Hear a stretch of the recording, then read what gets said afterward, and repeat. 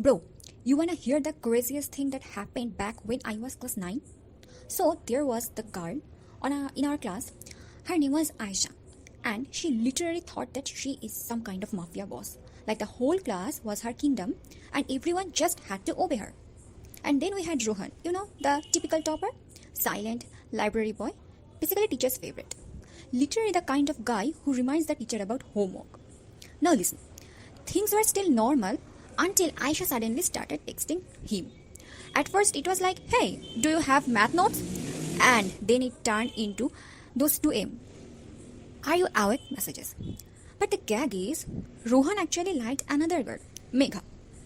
She is like the sweetest human on earth, super shy, always helping others, and guess what? She was his lab partner.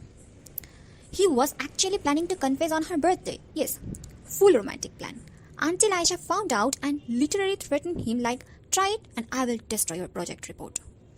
And he got scared. So he started ignoring Megha. And Megha was sitting in the corner writing sad quotes like, flowers bloom but nobody notices, blah blah. Meanwhile, Aisha started telling everyone